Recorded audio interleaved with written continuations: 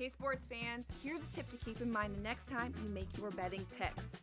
According to research, home field advantage is no joke, especially in those playoffs. In the NBA and the NFL postseason, the home team typically has a 64% shot at victory. Now, go get lucky.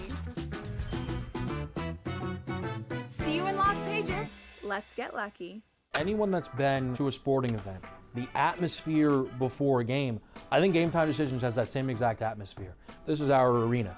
This is what we do. There is going to be an energy to Game Time Decisions that you will feel night in and night out. The excitement you get when you lock your bets in, when you're figuring out what you want to do, we can zone in on the biggest games each night. I want this to be the place that people come to before the games start so they feel as ready as possible to lock in their cards. We are going to hit every single one of those markets that you need to know about. We're gonna go through every single thing, and I've got a great team behind me that's gonna help me get the job done. There is not gonna be a better place, I promise you, than Game Time Decisions to get that new information, react to it, and be able to then bet accordingly. We will have everything at our disposal, and we will use that to our advantage. I'm Kevin Walsh. Tune into Game Time Decisions from 6 to 8 p.m. Eastern on SportsGrid.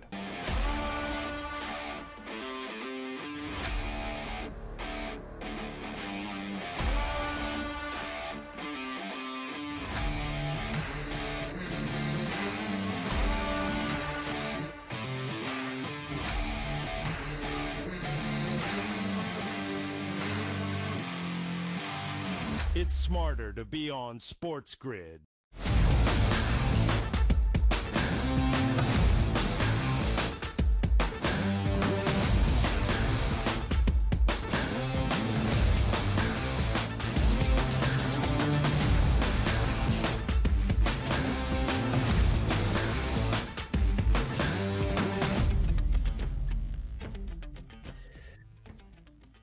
Yes, it's a Hump Day Wednesday right here on the early line. It's time to rise and grind with so many topics throughout the sports landscape. Sometimes we say 3 hours just isn't enough. Is it the NFL? Absolutely, we'll cover it. Is Major League Baseball? Sure thing. A lot of day baseball games to be played today. The NBA with some 60-point triple doubles in the air last night. So many different options. The Final Four coming up on Saturday. This is the place to be right here on the SportsGrid Network. I'm Donnie Rightside. He's Mark Zinno. And away we go into the show. Energy is needed today, Mark, and we will provide that to the people. Yeah, somebody who's out of energy is Nikola Jokic. He worked way too hard last night to not get a win. So we'll try to make up for that and get a win here today. 140 to 139 in that basketball game, and what a better place to start than if you are just looking at statistics. Look no further than Nikola Jokic yesterday, who played 53 minutes, shot 29 field goal attempts, made 18 of those, which included 6 of 11 from three-point range and 19 of 24 from the three-point line, 10 rebounds, 10 assists, 2 steals, and away you go in a loss with 61 points because the Timberwolves were 1 point better last night over the Nuggets, Mark. Yeah, and here's the interesting part, DRS, and I've said this repeatedly, seeding in the Western Conference will matter. How much does that loss change things? Well, now it's only a half game between Denver and Los Angeles for the 4th seed, and guess what? With Memphis's loss last night, Minnesota now tied with the Grizzlies for that 6th spot and out of the play-in tournament and just a half game out of the 5th spot. Yeah, they're going to be playing important games down the stretch here in the Western Conference to the end of the regular season. You know the NBA had some popping off last night. If the 7-7 starts with a couple of NBA topics right off of the bat, which included the Golden State Warriors going on the road to take on the Memphis Grizzlies and handling their business with a 134 to 125 victory, which saw Steph Curry play 37 minutes, shoot 31 times from the field, make 16 of those attempts, which included 12 of 20 from three-point range and 52 points, along with 10 rebounds for Steph, 8 assists, and 5 steals. One of the best games of Steph's career in a victory last night over the Grizz. Yeah, here's the problem for Memphis. You know, they've lost 7 of their last 8, and beyond losing their grip on, you know, a good playoff position here, they really haven't been close. I mean, they lost by 16 to Portland. They lost by 20 to the Clippers. You know, they lost by 21 to Oklahoma City. They lost by 14 to Boston. Like, they're not in these games. I mean, it is falling apart and falling apart fast for Memphis.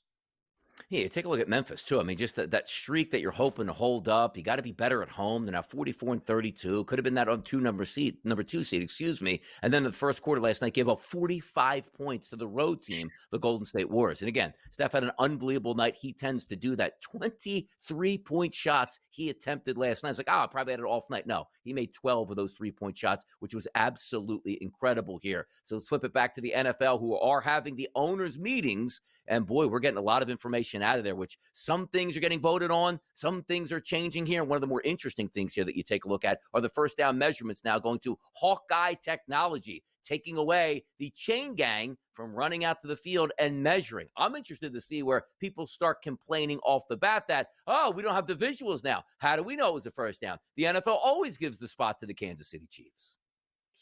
Yeah, but again, they're missing the point and having the wrong conversation.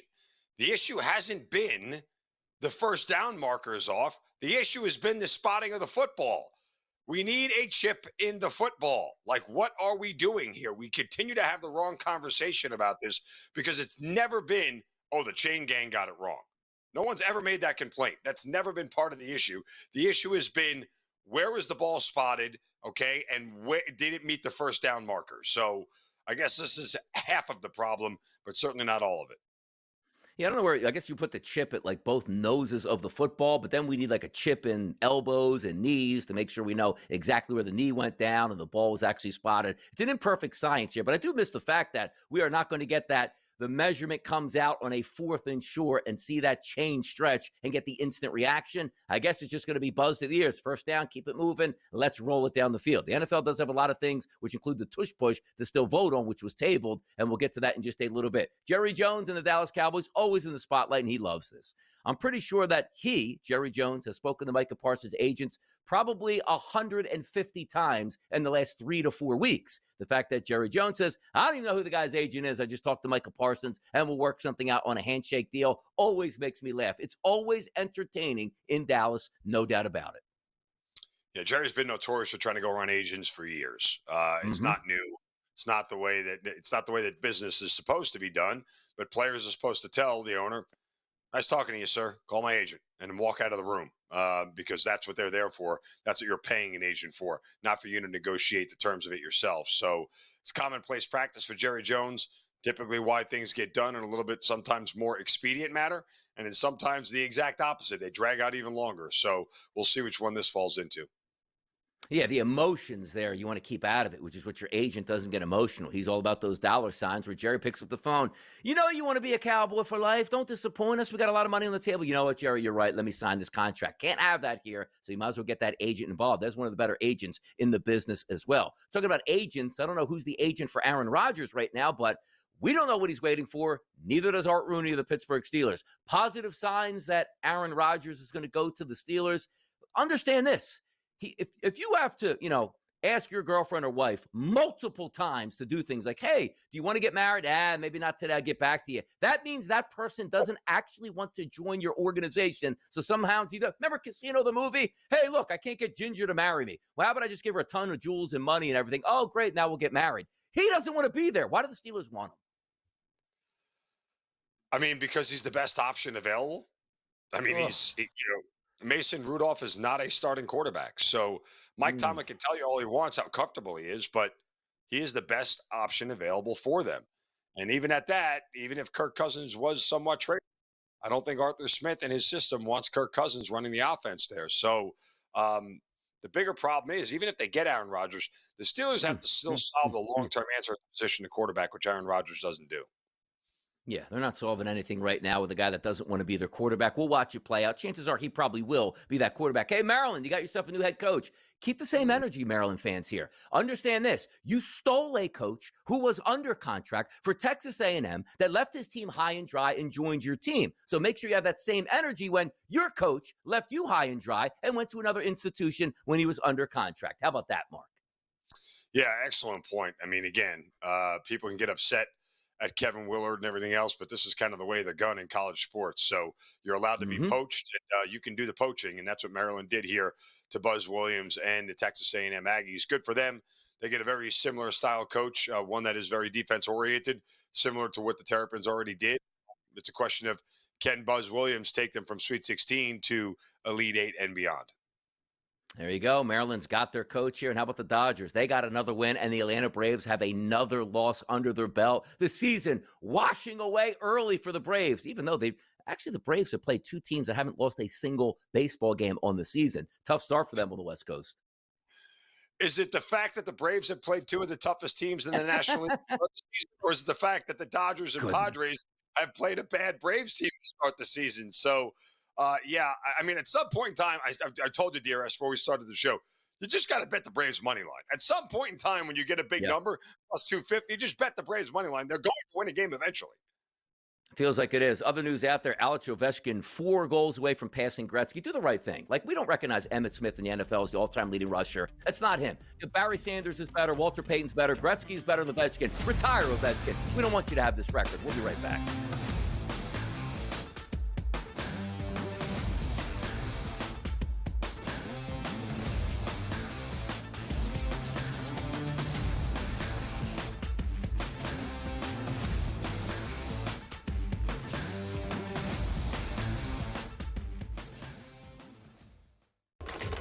Enter into the magical world of McLuck.com, where even the smallest of spins can win real cash prizes. Adventure into over 1,000 of the best Vegas-style slot games. So what are you waiting for? Unlock your free welcome offer today. Join the fun where winners play and players win. Two guys that can do it all. It's Too much electricity this morning. This is a good time. We're having a lot of fun. I had to do a triple take. ka-ching! Why? Because of parity. I didn't mean to offend. Yeah, it's not going to happen. Load management is a dirty word. Let him rip. You know what? Circumstances provide the results. What? How do you do this once? Oh, Donnie, you got such a good show there. A network that is booming. The Early Line, only on SportsGrid. Anyone that's been to a sporting event, the atmosphere before a game, I think Game Time Decisions has that same exact atmosphere. This is our arena. This is what we do. There is going to be an energy to Game Time Decisions that you will feel night in and night out. The excitement you get when you lock your bets in, when you're figuring out what you want to do, we can zone in on the biggest games each night. I want this to be the place that people come to before the games start, so they feel as ready as possible to lock in their cards. We are going to hit every single one of those markets that you need to know about. We're gonna go through every single thing, and I've got a great team behind me that's gonna help me get the job done. There is not gonna be a better place, I promise you, than Game Time Decisions to get that new information, react to it, and be able to then bet accordingly. We will have everything at our disposal, and we will use that to our advantage. I'm Kevin Walsh. Tune into Game Time Decisions from 6 to 8 p.m. Eastern on SportsGrid.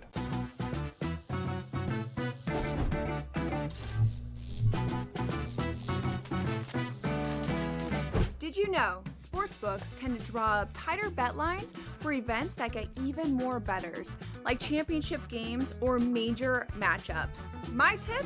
Try betting on less popular sports. You might have a better shot at beating those odds. Now, go get lucky. See you in Las Pages. Let's get lucky.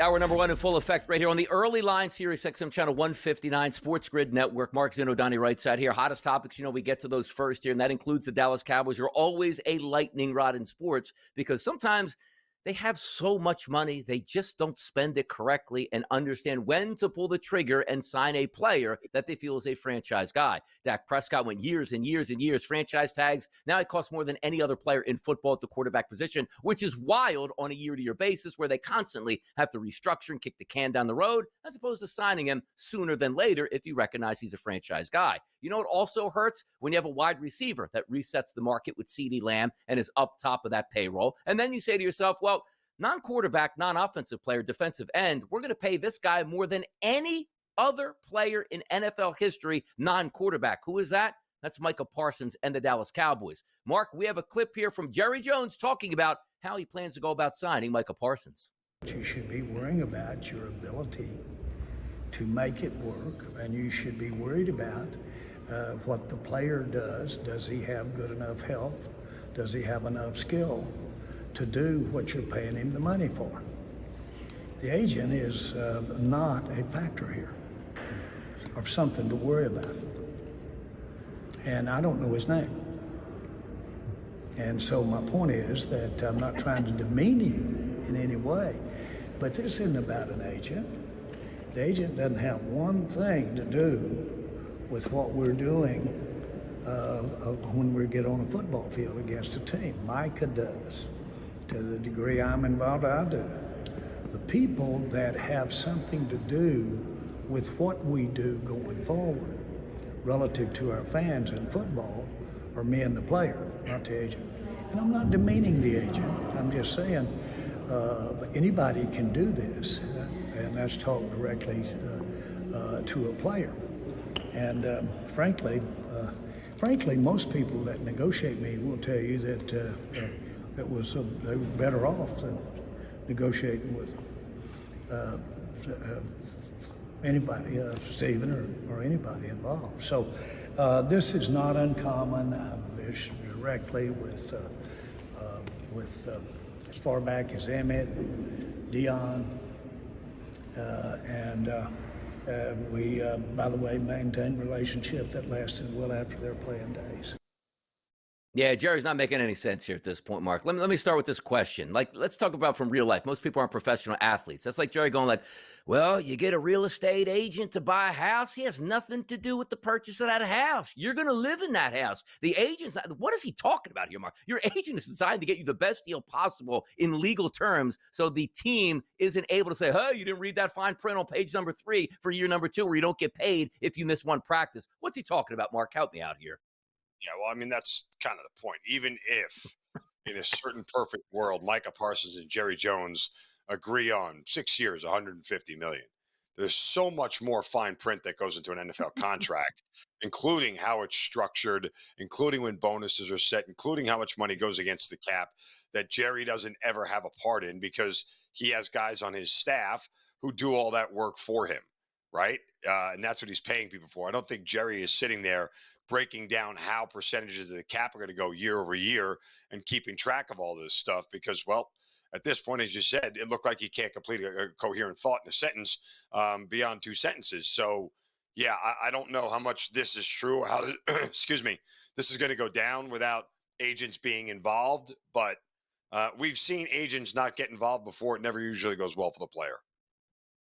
And by the way, Micah Parsons, I was reading up on an ESPN article. It said, he was in Abu Dhabi and they planned to meet. They actually met for 5 to 6 hours, just him and Jared. What are they even talking? They know what the money is. They know where the money's supposed to be here. I don't know what they're talking about for 5 to 6 hours, as if they're just meeting, as if he's a free agent that's never met the Dallas Cowboys or saw the stadium or got walked around the stadium as like a recruiting trip at this point. And then Micah Parsons responds here with a tweet that says, facts, David is the best, and I will not be doing any deal with that at David Mulgeta involved. Like anyone with good sense, I hired experts for a reason. There is no one I trust more when it comes to negotiating contracts than David. There will be no backdoors in this contract negotiation, as he should say. Because you don't want to get emotional. Let your agent be in the room, get the cold, hard facts out, understanding how expensive this contract is going to be and the intricacies that this contract is going to have. Mike is going to get paid a lot of money. The question is, when is that money going to get paid to him? Are we stretching this out, Mark, late into the summer, 3 days before we actually play a game, which Michael Parsons will come back and hurt his hamstring by game number 2 and miss 6 to 7 games with that massive contract? Get this deal done. You understand the parameters. What's taking so long, Mark? Well, again, I think a lot of it is bonus structure. And I mean, outside of the average annual value, right? The AAV that is so important to players, because you want to see the big number and you want to have, is average annual value of a contract is higher than this guy or whatever. But what makes contracts difficult is how you structure the bonuses and the cap, and when you get cap relief and how much hits each given year and how the salary is structured. So, And that also takes into account down the road. When can we restructure? When can we move money around to get cap relief and all those things? So, yeah, there's a lot of fine print that goes into this thing, including the money due at signing, right? As soon as he puts his name on the dotted line, does he get 50 million? Does he get 80 million? Does he get 100 million? All those things are there to be negotiated for the player and for the team, for that matter, and what they want to do. Yeah, and if you sign Dak Prescott a year or two earlier, you save a ton of money against the cap. If you sign CeeDee Lamb a year or two earlier, save a ton of money against the cap. Same thing with Micah Parsons. The Cowboys are the most expensive franchise in sports if you want to pick up the tab and pay it and say, you know what, I want to be the Dallas Cowboys owner. They don't have any issues with money. They're profitable every single year, far and away by any other team in the NFL. They just don't treat the salary cap the way they should. They're going to pay a lot of money, but the structuring of these contracts and the time they sign these contracts, the Dallas Cowboys are one of the worst in the business at doing that. There's no reason to believe that you should have multiple guys every time they sign, reset the market, because you're not doing your job. You take a look at the Cincinnati Bengals getting robbed at the wide receiver position because they weren't smart enough to sign their guys before every other wide receiver signed, forcing that issue and paying top dollar at this point. That's what the Dallas Cowboys are doing. If they were smart, they would have got in ahead of the Myles Garrett deal and the other defensive ends here. But they waited, which means you compound the interest on the back end, which means you pay more money for that said player, which you can afford, but going against the salary cap, you can't afford other quality players on that team. It's crazy the way they do business, but it's Jerry Jones. He's a lightning rod. That's why the Dallas Cowboys are America's team. We'll continue next. How about Aaron Rodgers? Where's he going? We'll find out next.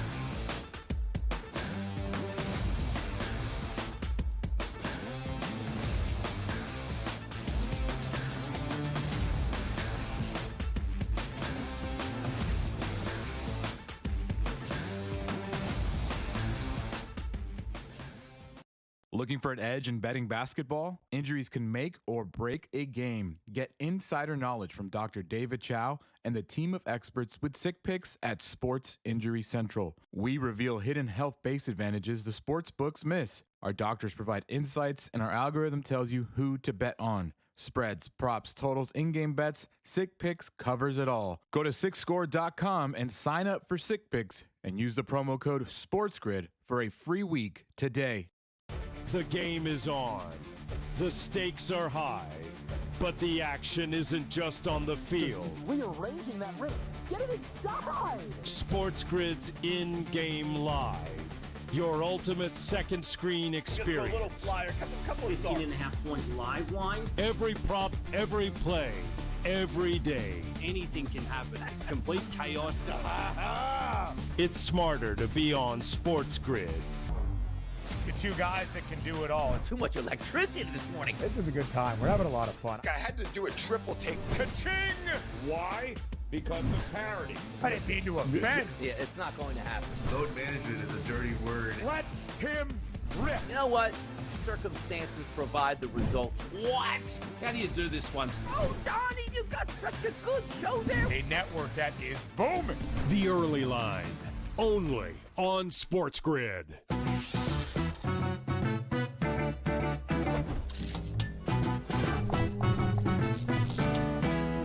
First time on a casino floor and feeling a little overwhelmed? Well, here's a tip. Lots of machines have a free demo mode you can try for practice. So give those slots a spin in practice mode before you start putting down some real cash. Now, go get lucky. See you in Las Vegas.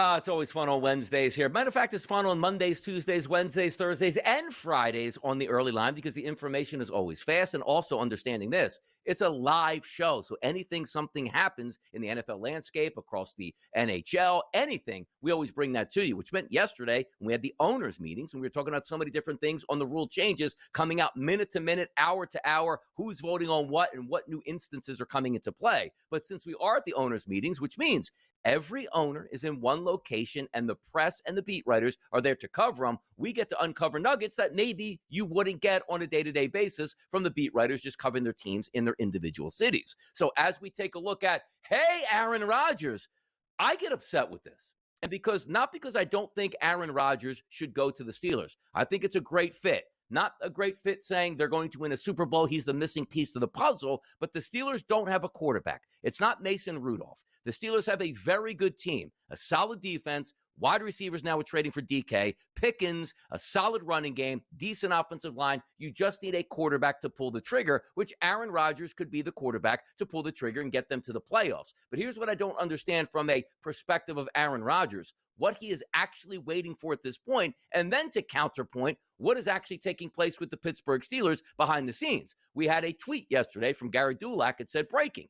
Art Rooney II has a good feeling about Aaron Rodgers, and the signs are pointing in that direction of signing him for the Steelers. Now, understand this. I don't know what the wait is. Like, if he likes it now, does that mean he just wants to go to Egypt or a couple dark rooms or take some retreats and ayahuasca over the next couple months because he wants to stay away from football before he returns to it, Mark? Help me out with what's the waiting period going on right now with Aaron Rodgers? I still believe some of the waiting period is the Minnesota Vikings and whether they want Aaron Rodgers to come play there. I think that's one factor. I have a hard time believing, excuse me, the other factor is that, you know, there's a money issue here. Like, that's not the holdup, right? I don't think Aaron Rodgers is fighting over, you know, $4 or $5 million being paid, $25 million being paid versus 30 or whatever it may be. And I certainly don't think the length of the deal is the issue.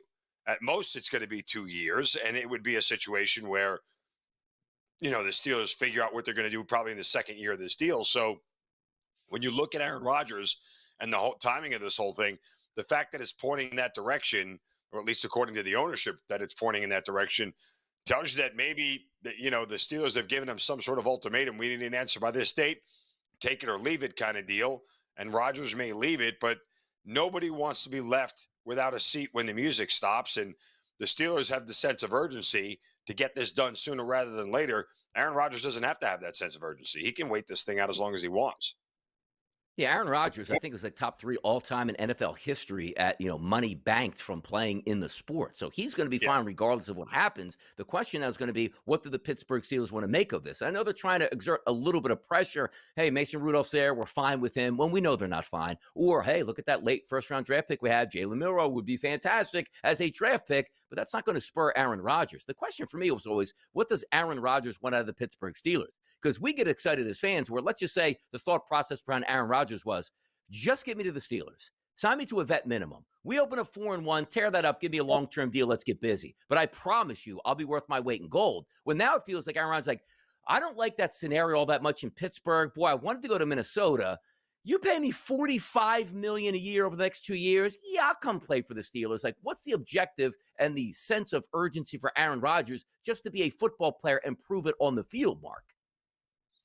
Yeah, I mean, I don't know that he has anything left to prove on the field. I don't think that he does. I think he assumes he can go out there and play at a very high level and continue to be, you know, a productive quarterback for his team.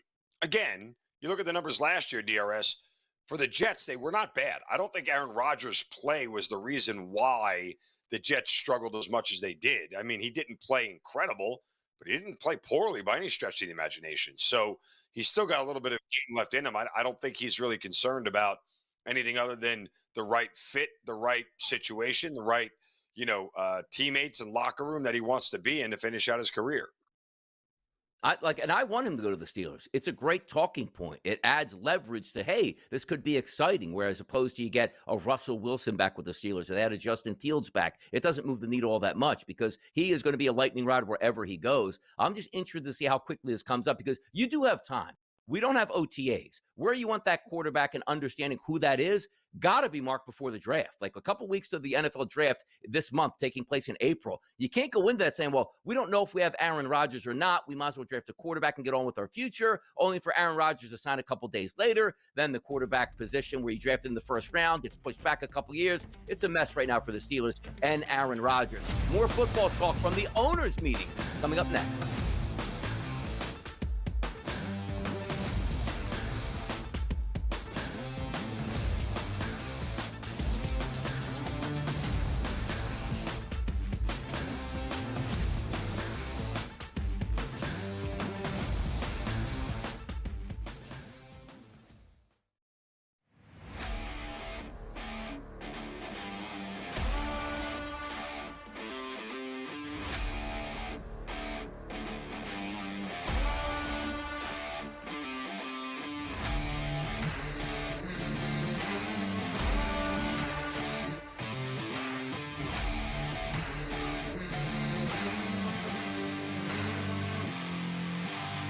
It's smarter to be on SportsGrid. You studied the stats. You had the perfect bracket until your upsets turned into regrets. SportsGrid rides the highs and lows of every buzzer beater, bracket buster, and Cinderella story. The Big Ten Freshman of the Year! Our team brings you sharp insights, real-time reactions, and all the madness. Only on SportsGrid. The two guys that can do it all. Too much electricity this morning. This is a good time. We're having a lot of fun. I had to do a triple take. Ka-ching! Why? Because of parity. I didn't mean to offend. Yeah, it's not going to happen. Load management is a dirty word. Let him rip. You know what? Circumstances provide the results. What? How do you do this once? Oh, Donnie, you got such a good show there. A network that is booming. The Early Line. Only on SportsGrid. If you look at how the men and women did it, the men, the portal opened up the day after the round of 32. Same thing with the women. Men on Monday, women on Tuesday. Why can't they just do the day after the national championship game when the season ends, next season begins, then you open up the portal. All teams have completed play. All bets are off. Betting above the rim. Only on SportsGrid.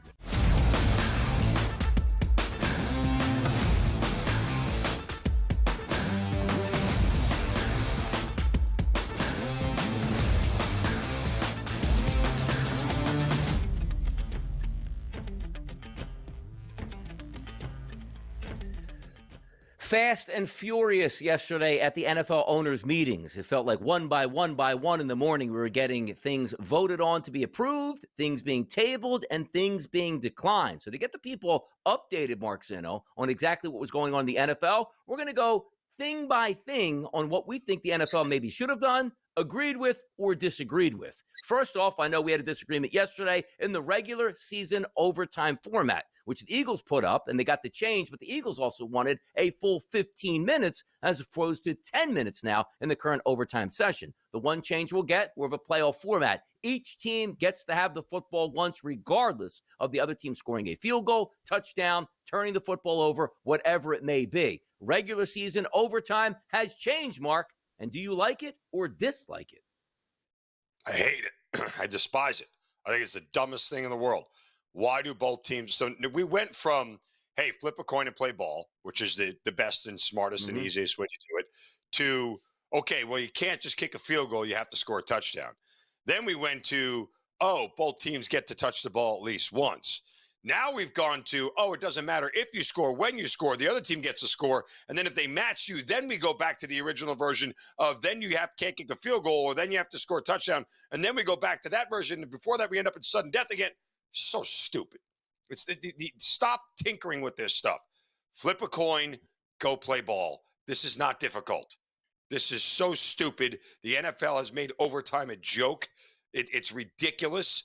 There's no point to, I would be more in favor of, guess what? If when you're tied and the clock strikes zero, the team that has the ball still gets to keep the ball. Like, you may as well just do that. Like, honestly, they've made this such a joke. I can't even fathom the words for it.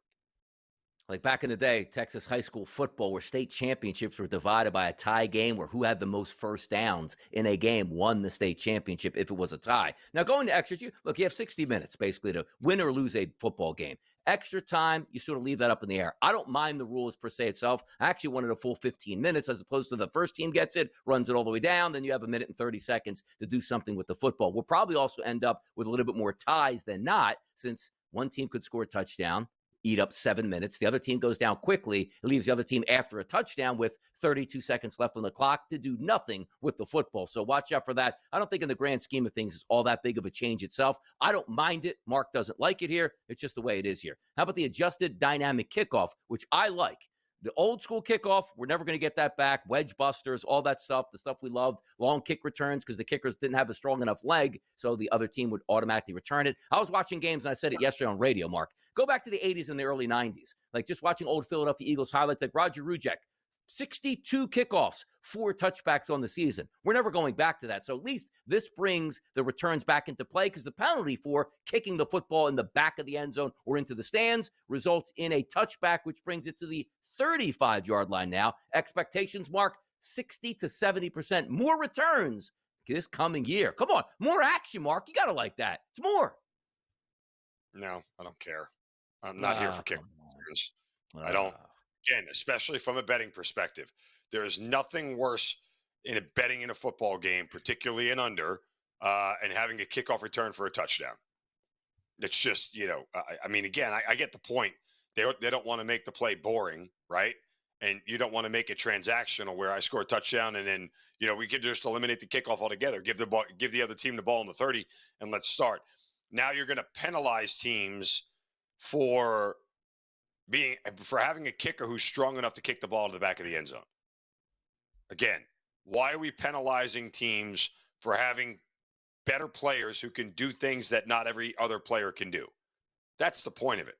And the idea that you're taking away a coaching decision of going, I'd rather just let them have the ball at the 30 and give me a touchback and put my defense on the field than bring in some level of variance with a kickoff return team or a kickoff, defense team that could totally change the outcome of the game.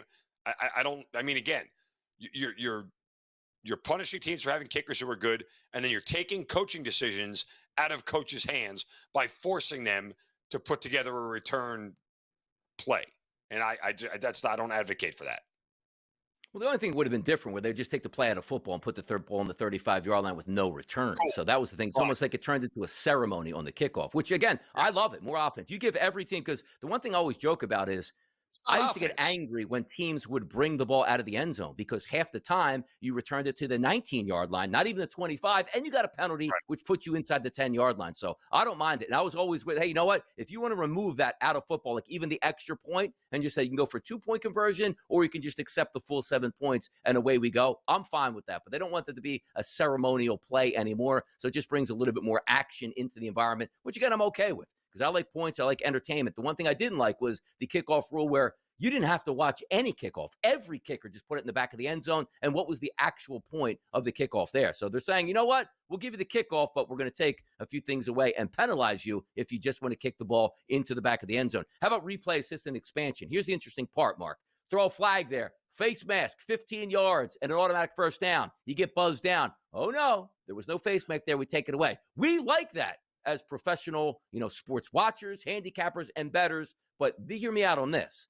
The ones that get us more upset are the sack of a quarterback by the face mask where there was no flag called, and replay goes, yeah, that's a clear face mask, but we can't drop a flag onto the field. How about that, Mark? Yeah, again, the biggest issue for me with this more than anything, and I have not been able to figure this out in the 2 years since replay assist has been around. Someone explained to me what the parameters are for replay assist being used and it not being used.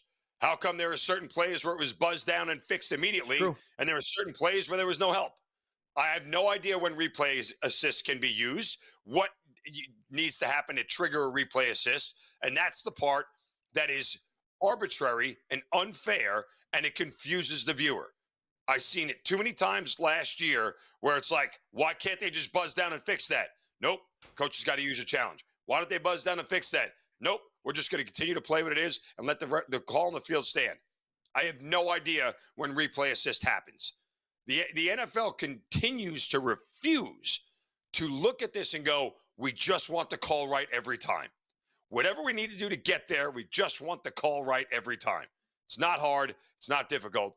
But the NFL has learned over the past, let's say, 25 years, DRS, we don't care if you don't like the officiating.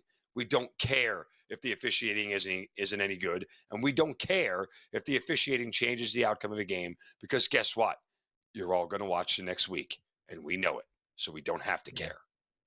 The NFL, tough game to officiate. There's no doubt about it, but we do see a lot of missed calls. They try their best, as we know, but you're right. The arbitrary use of the replay machine is always funny to me. Like, you'll watch touchdowns that are scored, and every touchdown is reviewed where you'll see the ref stall for an extra 15 to 20 seconds before that extra point gets kicked to make sure it's a touchdown. Why don't you just have a staff of 3 to 4 guys, ex-referees, in New York City on Fifth Avenue in one room with everybody with multiple TVs on one game here that you can buzz immediately and make those changes. Because I think we appreciate when there is a clear drop of a pass that we all saw, and then the ref just goes, you know what? Expedited replay, incomplete pass, and we like that. We just like the calls that are correct, and you can live with it, even if it goes against you. Oh, I can't believe that reviewed that and needed that touchdown. You can live with it if it isn't a touchdown or if the call goes against you. We understand that. Hawkeye measurements, no longer needing the chain gang in the NFL. They'll still be there as a backup because we know technology from time to time does falter. But we see it on our TV screen every week, Mark. We know where the first downs are, and we know when the ball crosses that line. It's not hard for the NFL to make the updates, and I wonder how this is going to play out.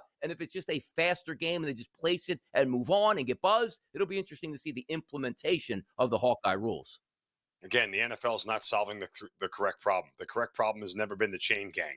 That's never been part of the issue. The issue has been the spotting of the football and where the football is. Put a chip in the football and let's be done with this lunacy. The chain gang is not the issue. Spotting the ball is. Yeah, I don't think the chip's ever coming in because I look, all bodies on top of it. We didn't get any signal from the chip of where it's at this point. We'll argue that point much more. More topics next right here on the early line.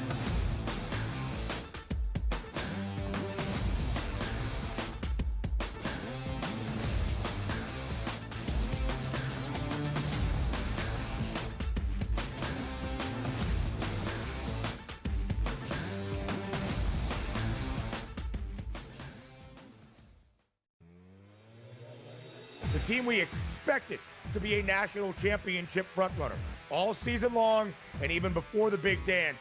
That is the Duke Blue Devils. I don't care that people are like, oh, anticlimactic. You have the 4 best teams lined up, superstar coaches, young coaches, old coaches, veteran teams, young teams.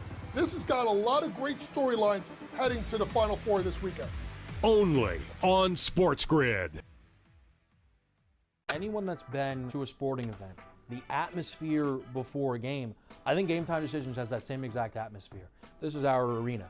This is what we do. There is going to be an energy to Game Time Decisions that you will feel night in and night out. The excitement you get when you lock your bets in, when you're figuring out what you want to do, we can zone in on the biggest games each night. I want this to be the place that people come to before the games start so they feel as ready as possible to lock in their cards. We are going to hit every single one of those markets that you need to know about. We're going to go through every single thing, and I've got a great team behind me that's going to help me get the job done. There is not going to be a better place, I promise you, than Game Time Decisions to get that new information, react to it, and be able to then bet accordingly. We will have everything at our disposal, and we will use that to our advantage.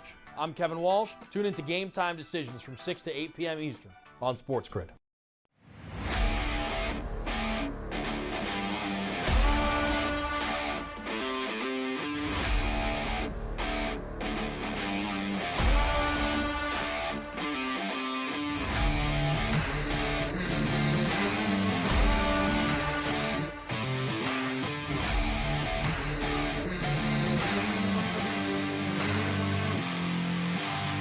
It's smarter to be on SportsGrid.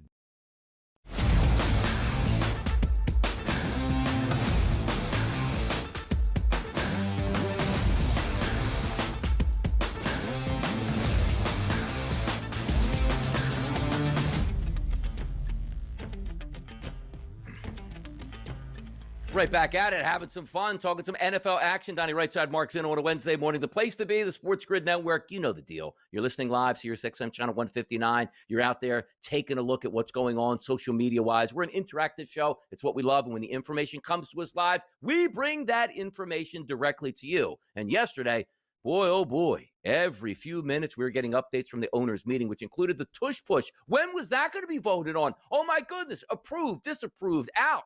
They're tabled it here, which means the support is building, Mark Zinno, to ban the tush push based on optics, not actual integrity of everybody gets hurt on the play. It's interesting to see the NFL sort of going away from everything we do. We run multiple tests on years of why a kickoff shouldn't be in place, why you shouldn't do this, and how much of the injuries are an impact over the player safety. There's no player safety issue. Some NFL owners and teams just don't like it because They can't do it.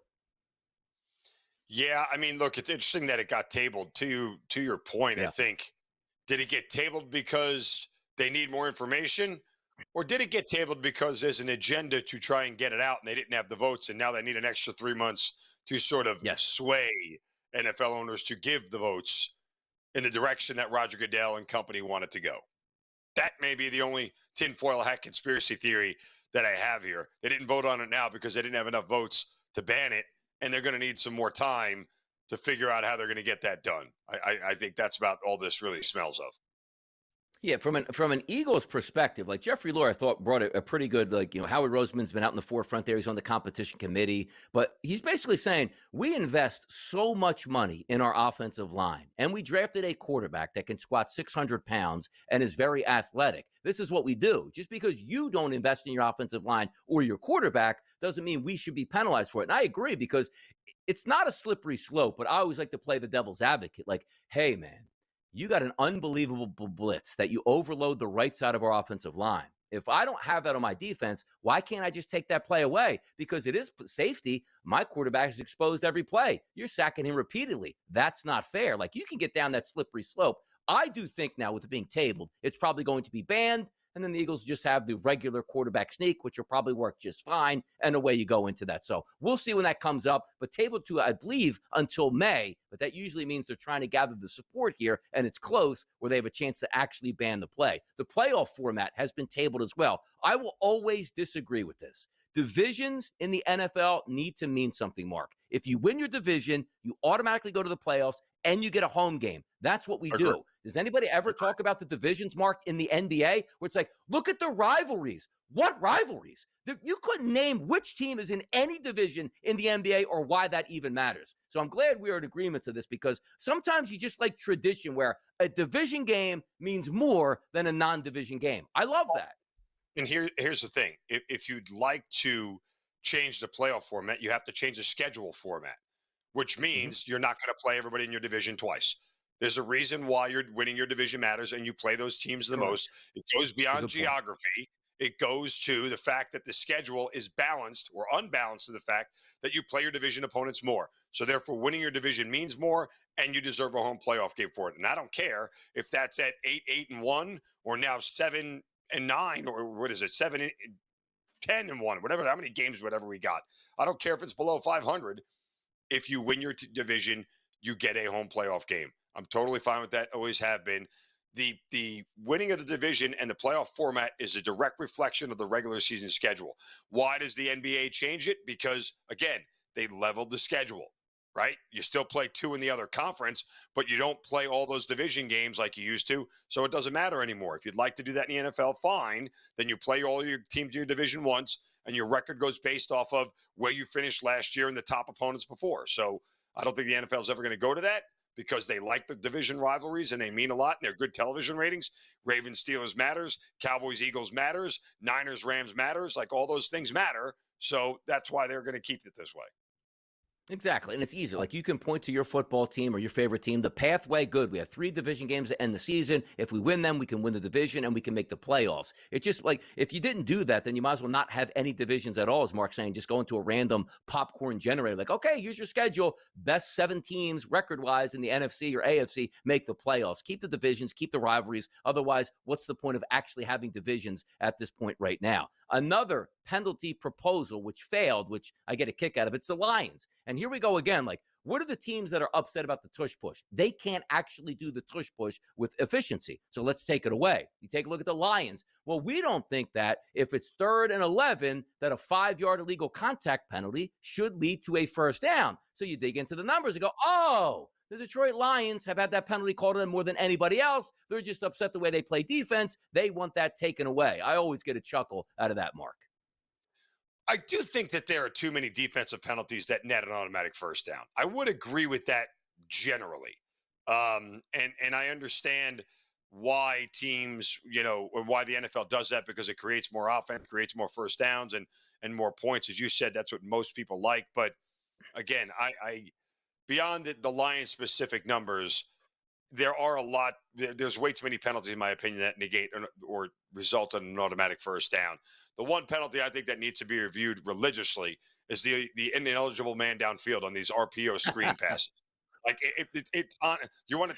I don't really ever advocate for the offense, but it's ridiculous that there's a fat guy 3 yards downfield looking for another fat guy to block, and yet that somehow, which has no effect on the outcome of the play, by the way, because he's not touching anybody, but yet somehow we're going to call back a 60-yard screen pass for a touchdown because of that.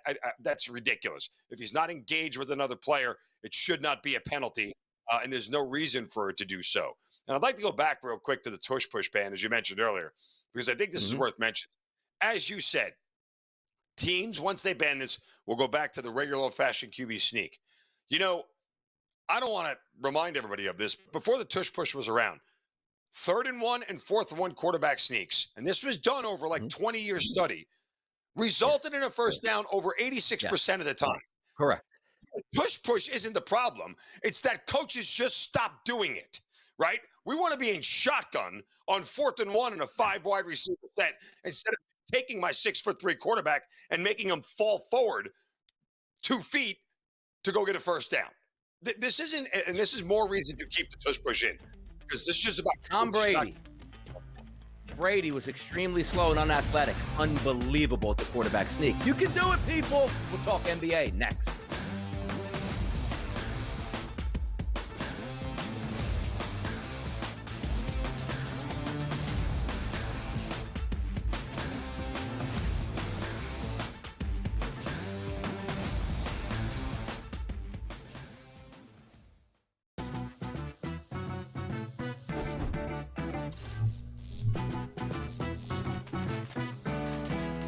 Did you know sportsbooks tend to draw up tighter bet lines for events that get even more bettors, like championship games or major matchups? My tip, try betting on less popular sports. You might have a better shot at beating those odds.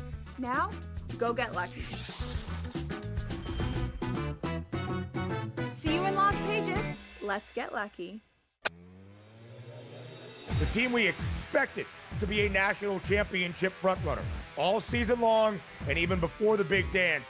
That is the Duke Blue Devils. I don't care that people are like, oh, anticlimactic. You have the 4 best teams lined up, superstar coaches, young coaches, old coaches, veteran teams, young teams. This has got a lot of great storylines heading to the Final Four this weekend. Only on SportsGrid. They won the game, and a lot of people, I think, are, prematurely writing them off. Like, I heard a lot of people say they're not even making the playoffs this year. What I give them credit for right now, Scott, I'm not going to pencil them to win the division yet. Let's see how they do. What I give the Red Sox credit for, and this sounds like silly, I give them credit for actually trying this year. Pharrell Coast to Coast. Only on SportsGrid.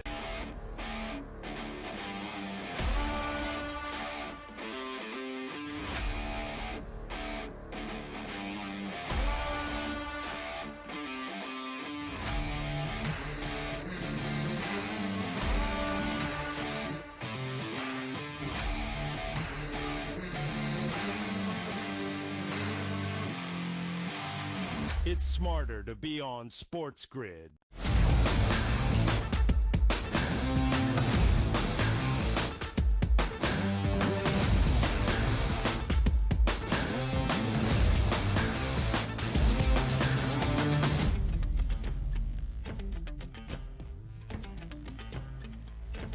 Crazy stat night in the NBA last night. No doubt about it. There were some superstars giving some epic Hall of Fame style performances. And we'll start with Minnesota and we'll start with Denver. Double overtime in elevation, a 140-139 victory for the Minnesota Timberwolves over the Denver Nuggets, which saw Julius Randle drop 26 points. Rudy Gobert, of all people, 19 points. Anthony Edwards, 34 points. And Alexander Walker off the bench for the Timberwolves at 26 points. But overshadowed, even on a losing situation, it was Nikola Jokic.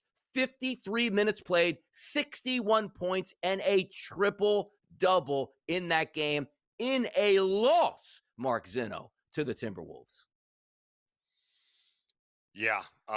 Imagine betting a game where I told you ahead of time Nikola Jokic is going to score 61 points, and you bet on the Denver Nuggets and lost.